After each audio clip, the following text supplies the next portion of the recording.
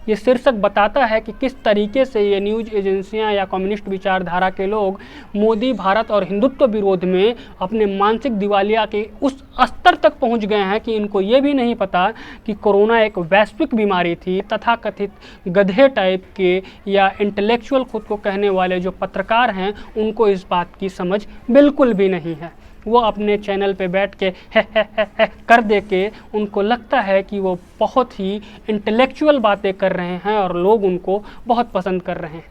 लेकिन हकीकत तो ये है कि वो लोगों के नज़र में महज एक दलाल और जिसने अपने ज़मीर को गटर में बहा दिया हो, उससे अधिक कुछ भी नहीं है। Hello and welcome to let's talk about it, और मैं हूँ कमल गिरीश सिंह। और आज हम जिस विषय पे चर्चा करेंगे, जो हमारा मुद्दा है चर्चा का, वो है विदेशी मीडियाओं का मोदी, भारत और हिंदू फोबिया। मैं ये इसलिए कह रहा हूँ कि पिछले 7 सालों में एक ऐसी इमेज बनी है विदेशी मीडिया हाउसों की, जो कि लगातार भारत विरोधी और मोदी विरोधी पोस्टों को डाल के भारत की एक अलग छवि दुनिया में बनाने का प्रयास कर रहे हैं। पिछले 7 सालों में हिंदुत्व की सरकार, कट्टर हिंदुत्व, भगवे की सरकार, ऐसे शब्द मोदी सरकार के पूरक शब्द हो गए हैं विदेशी मीडिया हाउसों के बीच में। जब भी इन शब्दों का जिक्र किया जाता है तो आपको समझ लेना चाहिए कि भारत की बात हो रही है और मोदी सरकार की बात हो रही है। जब बात मोदी सरकार की होती है तो फिर कोई भी बड़ा न्यूज़ चैनल या बड़ी न्यूज़ एजेंसी पीछे नहीं रहती। फिर क्या ग्लोबल टाइम्स, न्यूयॉर्क टाइम्स हो या फिर बीबीसी हो, अपने एजेंडे के तहत बिना अपने पद से भ्रमित हुए मोदी सरकार को नीचा दिखाना और भारत की छवि को धूमिल करने का काम पिछले 7 सालों से लगातार जारी है।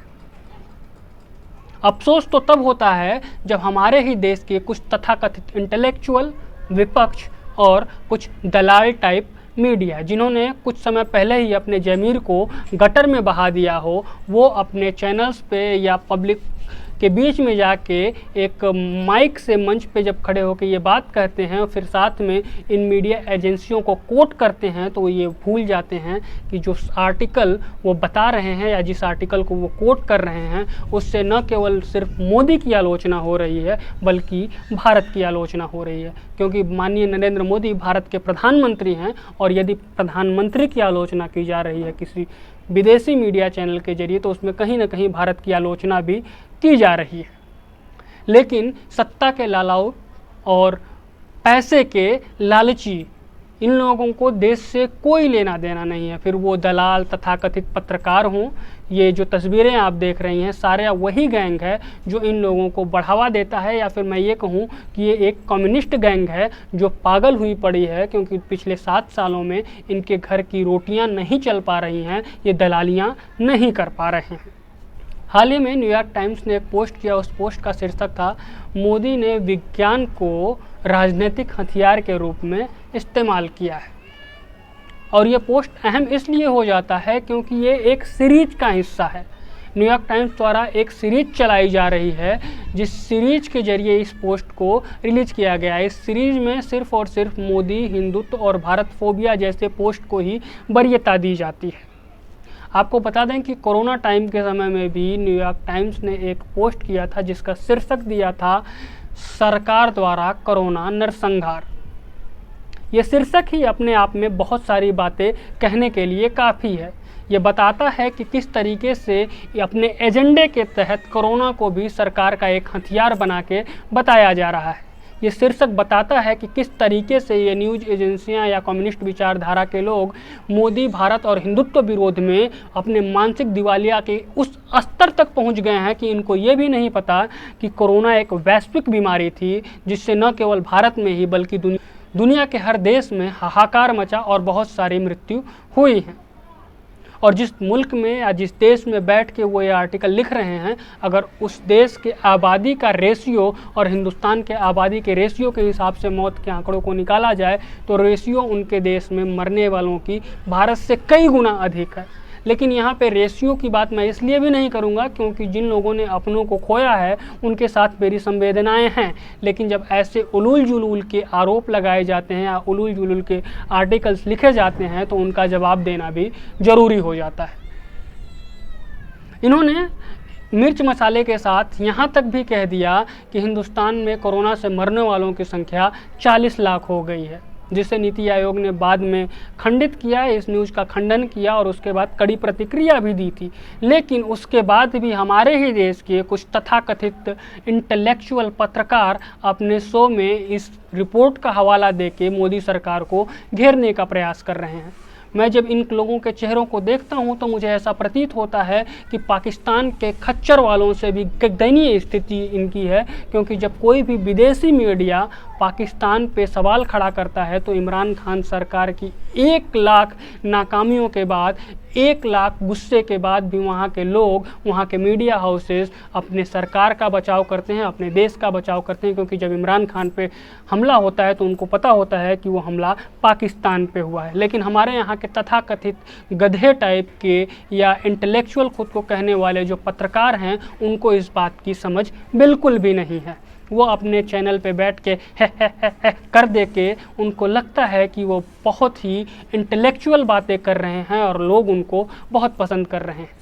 लेकिन हकीकत तो ये है कि वो लोगों के नज़र में महज एक दलाल और जिसने अपने ज़मीर को गटर में बहा दिया हो, उससे अधिक कुछ भी नहीं है। भारत ने जब सिटीजनशिप अमेंडमेंट बिल पास हुआ तभी न्यूयॉर्क टाइम ने एक आर्टिकल लिखा जिसमें ये कहा कि भारत की मोदी सरकार अपने कट्टर हिंदुत्व छवि को और प्रगढ़ और मजबूत कर रही है। मुझे ये समझ में नहीं आता कि ये लोग जब धार्मिक सहिष्णुता की बात करते हैं, वो भी एक ऐसे देश में बैठ के जहाँ के राष्ट्रपति, प्रधानमंत्री या संवैधानिक पद पे बैठा हर व्यक्ति एक बाइबल पे हाथ रख के ओथ लेता हो, वो हमें डेमोक्रेसी सिखाते हैं। एक ऐसे देश में बैठ के डेमोक्रेसी सिखाते हैं जहाँ पे ईसाइयत को प्रमुखता दी जाती है। ईसाई धर्म के धार्मिक धर्म ग्रंथ पे हाथ रख के वहाँ का राष्ट्रपति ओथ लेता है। वो हमें सिखाते हैं कि डेमोक्रेसी किसे कहते हैं, वो हमें सिखाते हैं कि धार्मिक सहिष्णुता किसे कहते हैं, जबकि हमारे यहाँ संवैधानिक पद पे बैठा हर एक व्यक्ति संविधान पे हाथ रख के ओथ लेता है। हमारे यहाँ संविधान है, किसी धार्मिक धर्म ग्रंथ को ओथ लेने का जरिया नहीं बनाया गया है। जम्मू कश्मीर से आर्टिकल 370 हटाए जाने पे ये वही मीडिया संस्थान है जिसने ये कहा कि भारत में मुसलमान ठगा हुआ महसूस करता है, लेकिन इसे रोहिंग्या नज़र नहीं आते। दुनिया के तमाम देशों में माइनॉरिटीज़ नज़र नहीं आती और माइनॉरिटीज़ के साथ हो रही प्रताड़ना इनको नज़र नहीं आती है। दरअसल यहाँ पे सवाल मोदी सरकार और हिंदुत्व का है ही नहीं। अब आप पूछेंगे कि आखिर इन मीडिया संस्थानों के टारगेट पे मोदी क्यों हैं, तो उसकी एक महज यही वजह है कि पिछले 7 सालों में भारत ने जिस तरीके से अपनी स्थिति को बदला है, जिस तरीके से डेवलपमेंट की तरफ आगे बढ़ा है, जिस तरीके से वैश्विक जगत में अपने डोमिनेशन को बढ़ा रहा है, वो चीज़ें इनको रास नहीं आ रही हैं। अमेरिका के न्यूयॉर्क टाइम्स को ये कैसे रास आ जाएगा कि उसके राष्ट्रपति जो बाइडेन से ज़्यादा लोकप्रिय प्रधानमंत्री नरेंद्र मोदी हो गए। किसी को ये कैसे पसंद आ सकता है कि वैश्विक बाज़ार में सबसे ज़्यादा डोमिनेशन अब कोई कर रहा है तो वो है भारत। सबसे तेज़ी से कोई विकसित हो रहा है तो वो है भारत। ऐसे में भारत की छवि को धूमिल करना इनका एजेंडा बन गया है। इसका दूसरा सबसे बड़ा कारण है कि जब से मोदी गवर्नमेंट आई है तब से कुछ ऐसे NGO जिनके द्वारा विदेशों से फंडिंग करके भारत में असामाजिक कार्यों को किया जाता था, उस पर नकेल कस दी गई है। अब इनको ऐसा प्रतीत होता है कि अगर मोदी कुछ दिन और रहे तो इनकी जितनी भी असामाजिक गतिविधियां थी उस पर नकेल कस देंगे और इनके जेब की रोटियां मिलनी बंद हो जाएंगी। तो क्यों ना भारत की छवि, मोदी की छवि और हिंदुओं की छवि को खराब किया जाए, क्योंकि ये वही कम्युनिस्ट विचारधारा के लोग हैं जिन्होंने अभी एक सेमिनार में हिंदुत्व को जड़ से ख़त्म करने की बात कही थी। ऐसे में मोदी की बढ़ती लोकप्रियता, हिंदुस्तान की बढ़ती ताकत को देख के इन लोगों के मन में घबराहट भी होने लगी और कहीं ना कहीं इस बात का भी डर बैठ गया है कि अगर ये व्यक्ति कुछ दिन और प्रधानमंत्री रहा तो कहीं ना कहीं इनकी जो रोजी रोटी है उस पे वो नकेल कसना शुरू कर देगा और जो भी इनके एजेंडे हैं उस पे वो नकेल कसना शुरू कर देगा। तो क्यों ना वैश्विक बाज़ार में इसकी छवि को धूमिल किया जाए और यही एजेंडा लेके ये सारे कम्युनिस्ट विचारधारा की न्यूज़ एजेंसियां आगे काम कर रही हैं। बहरहाल आप इस पूरे मुद्दे पे क्या सोचते हैं, आप कमेंट बॉक्स में कमेंट करके हमें अपनी राय दे सकते हैं।